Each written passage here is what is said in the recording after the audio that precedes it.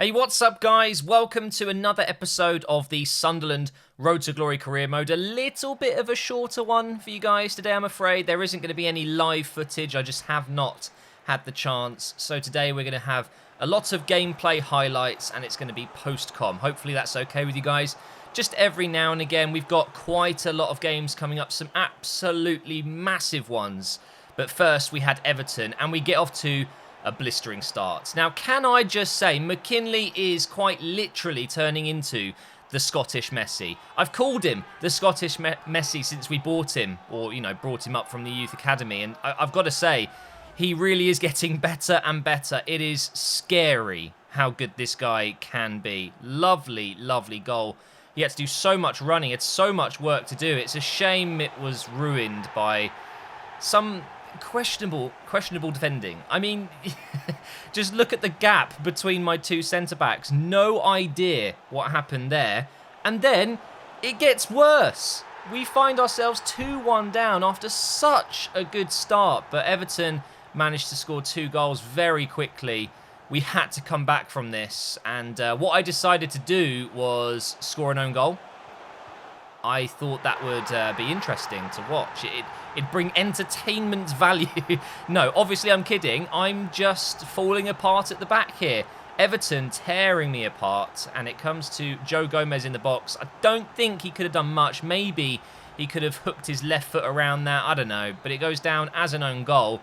And we conceded 3 in the first half of this game. And can I just remind you guys how good our defence has been this season? It's really quite something to have that happen to you so quickly. And then in the second half, we just couldn't do anything. I have no idea what happened in this game, guys. It's one of those games where nothing you do works, and we deserve to lose. So Everton, well done to them, beating us 3-1, and we move on into the Europa League, and we have Basel. Now, I think they are going to be the toughest opponents in this group stage, especially this fixture being away from home, and we get off to a terrible start here. Again, just a massive gap in my defence. I don't understand it. Some games it just happens, and then sometimes they're absolutely rock solid, no gaps in between them. We did, of course, use the second team here, so Chambers came in with Ake because Godfrey is still injured at this point. But we almost get back in this game with an absolutely beautiful strike from McNeil, which just comes off the bar. Take a look at this replay. The curve on this. Oh, it's just beautiful. It deserved to go in. If it was further in the corner, who knows, maybe it would have worked out. But anyway, in this second half, I decided to change up the team. We're going with a 3-5-2, or I guess a 3-4-1-2, and we're throwing on 2 strikers. We've got Grant and Nemetra up top, and it made such a difference. We got a lovely ball over the top here for Aarons, who was playing the right mid position. And it goes into Nemetra, and it just opened things up. Sometimes, honestly, instead of just running at the defence and giving away the ball all the time, you've just got to change your system. I find myself getting frustrated when I'm not winning these games and I'm struggling to break through. And I end up just doing the same thing over and over and over again. Change the system, change your players around, and it can hopefully change the result. And it did for us. We managed to get a draw in a game where we probably should have lost. I was very impressed with Basel. We almost won it at the end, but it wasn't to be.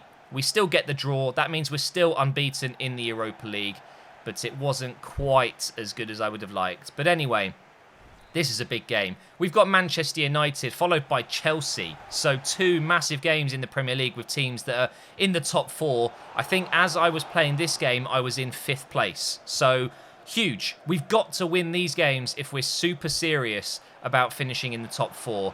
And that is one of my favourite goals I've scored. It's just beautiful. Absolutely beautiful. A lovely ball from McNeil that just dinks over the last defender. Just look at this. It's just perfection from McNeil. It really is. I'm so glad I've got 2 solid options on that left side.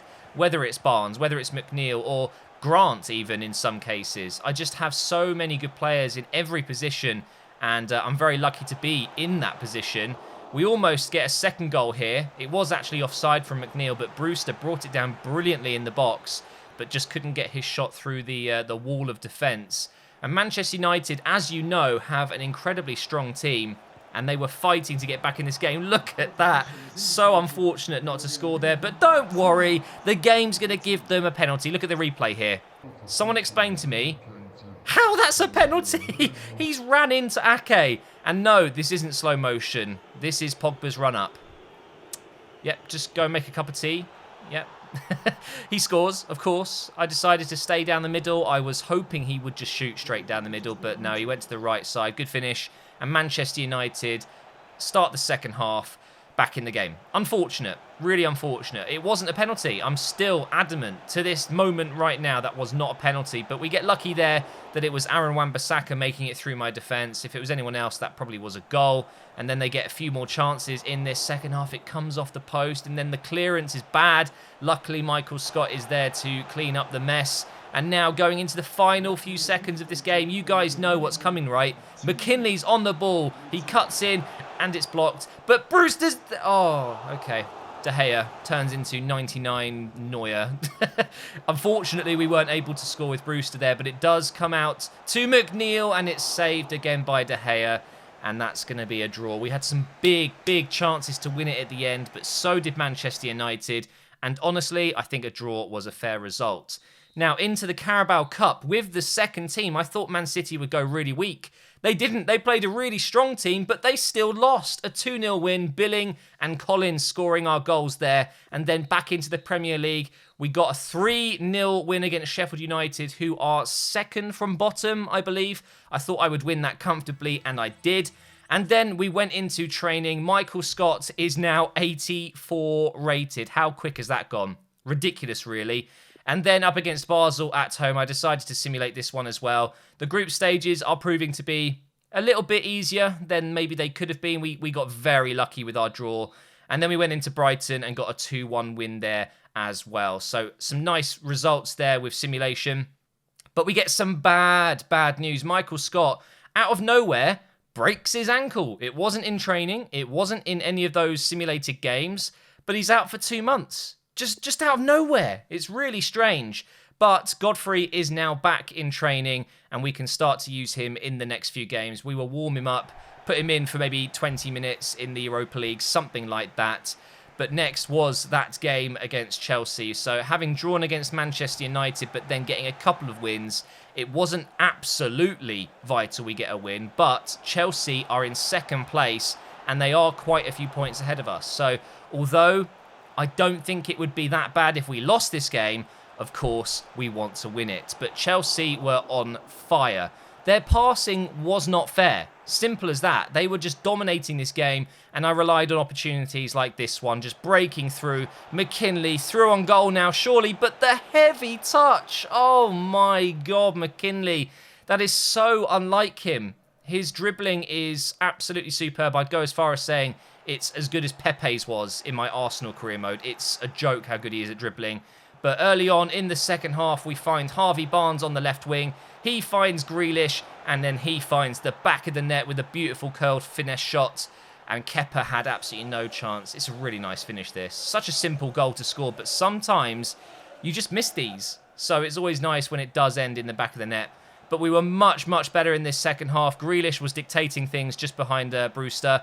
A lovely little flick there from Taylor into Brewster, but it comes off the post. That was 2-0 right there. That was the game wrapped up. We had to do it this time. A cross comes in, and it falls out here for Gravenberch. Can he do the unthinkable? Oh, it is so close from Gravenberch. You're probably thinking that was meters wide, but nope.